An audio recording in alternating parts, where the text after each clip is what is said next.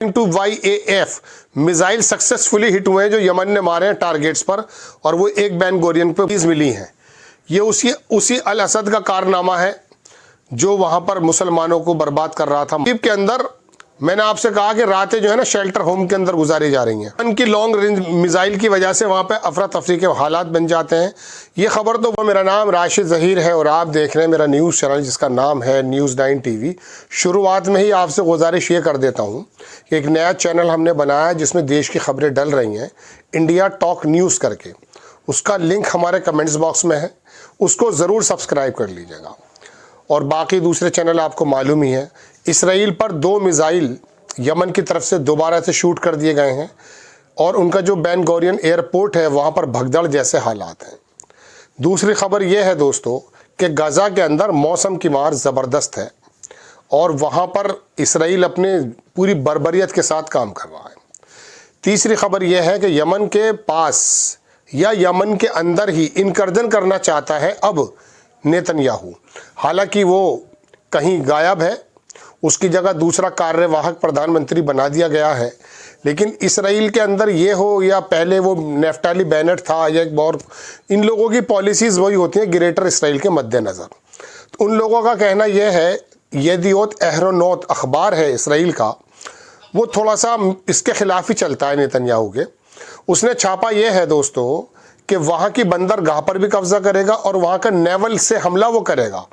यानी कि जो अमेरिका के वहाँ शिप्स खड़े हैं बहरे अहमर में, वहाँ से वो यमन पर पूरी तरह से हमला करने के लिए तैयार है और एक उसकी बंदरगाह पे कब्ज़ा करके वहीं पर वो अपना अड्डा बनाना चाहता है।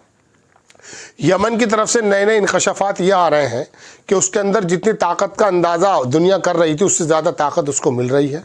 एक ख़बर के मुताबिक तो ये भी है कि इस रशिया ने वाया ओमान या वाया ईरान उसको कुछ इस प्रकार के लड़ाकू विमान भी दे दिए हैं कि शायद उसको बहुत मजबूती से एक जवाब का सामना करना पड़े अगर वो यमन में उतरता है।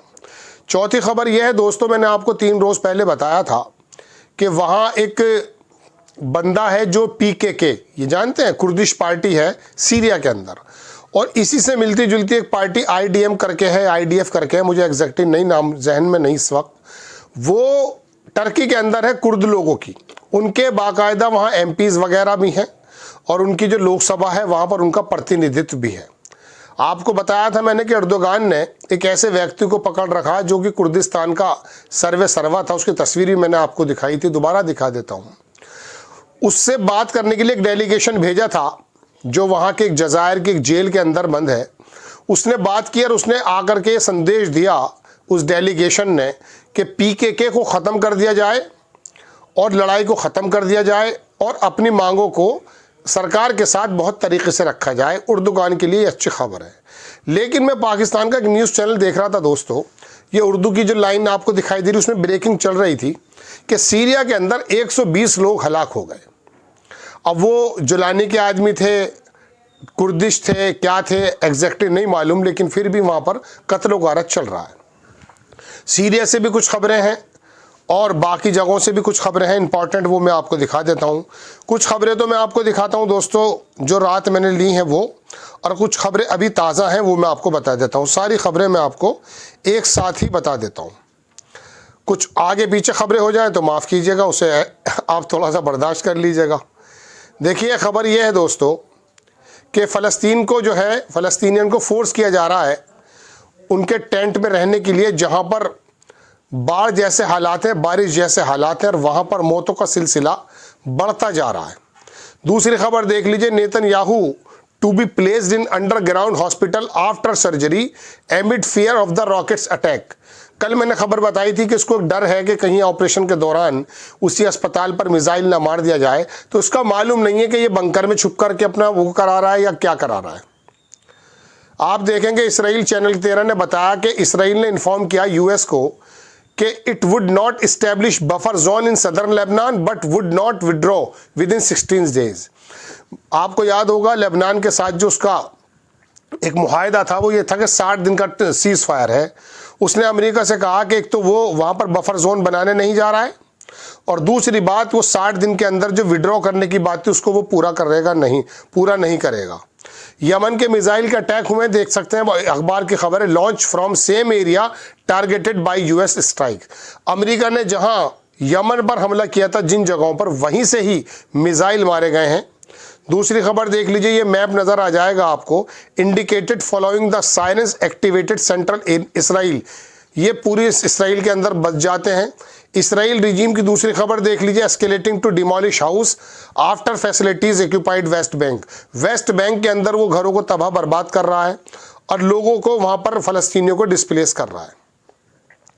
ये खबर देख लीजिए मैप के साथ, ये 2 बैलिस्टिक जो मिसाइल यमन ने मारे हैं उसका मैप दिखाया गया है, और बराबर में जो तस्वीर अगर आप देखेंगे, मैं बड़ी करके नहीं दिखा पाऊंगा आपको, ये वहां के लोग भागते हुए इनकी वीडियो है।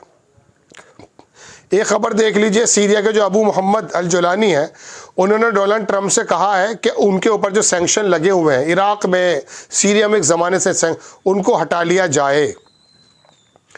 ये खबर देख लीजिए, ये मैं आपको फिर नाम बता रहा हूँ, ये बंदा मारा गया है इसराइल का।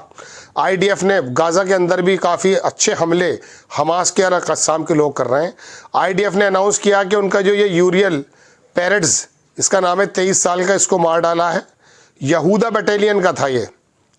दूसरी खबर देख लीजिए, इसराइल के जो बेन गोरियन एयरपोर्ट है उसको यमन मिसाइल ने स्ट्राइक मार डाले। ये खबर ब्रेकिंग न्यूज़ है। ये वो लोग भागते हुए नजर आएंगे आपको बेन गोरियन एयरपोर्ट पर। ये अंसारुल्लाह की तरफ से खबर है हूती कि इसराइली मिनिस्टर ने धमकी दी है अंसारुल्लाह के लीडर को मारने की। पहले आइए तो सही वहाँ। एक खबर देख लीजिए, स्लीपलेस इन तेल अवीव। तेल अवीव के अंदर मैंने आपसे कहा कि रातें जो है ना शेल्टर होम के अंदर गुजारी जा रही हैं। उनकी लॉन्ग रेंज मिसाइल की वजह से वहाँ पे अफरा तफरी के हालात बन जाते हैं। ये खबर तो वो है दोस्तों जो मैंने रात ली हैं। अभी ताज़ी खबरें जो हैं वो मैं आपको दिखा देता हूँ।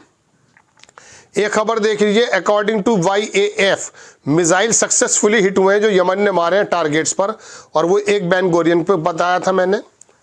ये ज़बरदस्त काम हुआ है। YAF carries out 2 top tier military operation targeting Tel Aviv occupied अल कुद्स। वही बात आ रही है जो मैं आपको बता रहा हूँ, बार बार वही खबर आ जा रही है। आप दूसरी खबर देखेंगे दोस्तों, मैं कुछ और भी दिखाऊंगा आपको। ये खबर जो आप देख रहे हैं आपकी स्क्रीन पर, इसको छोड़ दीजिए। ये खबर तो मैं आपको कल बता चुका हूँ, ये भी बता चुका हूँ, ये भी बता चुका हूँ। हाँ, इसराइल की तरफ से भी एडमिट हुआ है। ये लेबनान टाइम्स ने छापा है कि फ़लस्तीन के जो रेसिस्टेंस हैं उन्होंने 40 इसराइली सोल्जर्स को जबालिया कैंप में मार डाला है। कल तो खबर ये आई थी कि अक्टूबर से लेकर अब तक 40 मारे हैं, लेकिन लेबनान टाइम्स ने ये लिखा है कि इन्हीं 24 से 48 घंटों में 40 इसराइली सैनिक मारे गए। 10 से 15 तो वो खुद भी एडमिट करता है। ये खबर देख लीजिए, बेंजामिन नेतन्याहू अस्पताल में भर्ती यारिव लेविन को बनाया गया कार्यवाहक PM। ये हमारे यहाँ का जो ABP न्यूज़ है उसी ने छापा है। शायद मैं अपने, जब से मैं खबरें दे रहा हूँ ABP की, पहली बार मैंने न्यूज़ बताई है आपको, वरना मैं यहाँ के ज़्यादातर वो लेता नहीं हूँ। चाइना एक्यूपाइज, चलिए भी छोड़ दीजिए, ये खबर आपके अलग है, भारत से संबंधित खबर है। एक खबर देखिए, फॉरेन इन्वेस्टर जो है उसको भी, ये भी खबर हिंदुस्तान की थी। हाँ, एक बहुत बड़ी खबर है सीरिया से। सीरिया के अंदर दोस्तों एक बहुत बड़ी कब्र मिली है जिसके अंदर कई सौ बॉडीज़ मिली हैं। ये उसी अल असद का कारनामा है जो वहाँ पर मुसलमानों को बर्बाद कर रहा था, मार रहा था। बाकू इसको छोड़ दीजिए। ये खबर देख लीजिए, डेली सबा की, टर्की का अखबार है। टर्की ने वेलकम किया है जेल से जो PKK के लीडर ने support for terror free push. उसने जो कहा है, इसकी तस्वीर भी मैं दिखा रहा हूँ आपको। ये बंदा वही है जेल में जो बंद है, इसने कह दिया कि वहाँ पे बंद कर देना चाहिए। ये खबर दोस्तों टोटल है वो जो मैं आपको बता रहा था ना उर्दू में, शाम में तुर्क और सीरियन डेमोक्रेटिक फोर्सेस में झड़पें, 120 अफराद हलाक। ये उर्दू में आपको दिखाई देगी नीचे एक लाइन। ये ब्रेकिंग चल रही थी, इसके बारे में मैंने काफ़ी तलाश करने की कोशिश की, मुझे मिल नहीं पाया, लेकिन SDF जो सीरियन डेमोक्रेटिक फोर्सेस है, जिसको अमेरिका का जो है बाकायदा समर्थन प्राप्त है, उसी ने ये झड़पें की हैं। ये खबर मैं आपको बता चुका दोस्तों। ये टोटल खबरें हैं।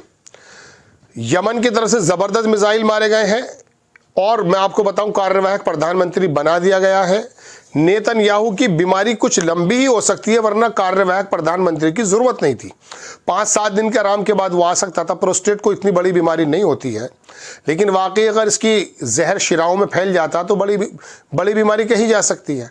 लेकिन क्यों बनाया गया है? एक मैंने खबर और देख रहा था, वो शायद मैं स्क्रीन शॉट लेना भूल गया। इसके अंदर एक खबर ये भी आई है कि इसराइल के अंदर एक सर्वे ये किया जा रहा है कि सबसे ज़्यादा मुखालफत यदि किसी प्रधानमंत्री की है तो उसका नाम है नेतन्याहू। ये 3-4-5 बड़ी बड़ी खबरें थी दोस्तों। टर्की की तरफ से खबर मैंने आपको ये बताई है, और एक मैंने यमन की तरफ से खबर बताई है। अलबत्ता हमास की जो बात है, वहाँ कुछ झड़पें चल रही हैं, बराबर वो अपना काम करना है, लेकिन बड़ा सख्त जीवन इस वक्त फ़लस्तीनी वहाँ पर गुजार रहे हैं। आपको खबर कैसी लगी अपनी राय कमेंट्स बॉक्स में ज़रूर दीजिएगा। चैनल को सब्सक्राइब कीजिएगा, शेयर कीजिएगा। नेक्स्ट टाइम मैं किसी खबर के साथ हाजिर होता हूँ। जय हिंद।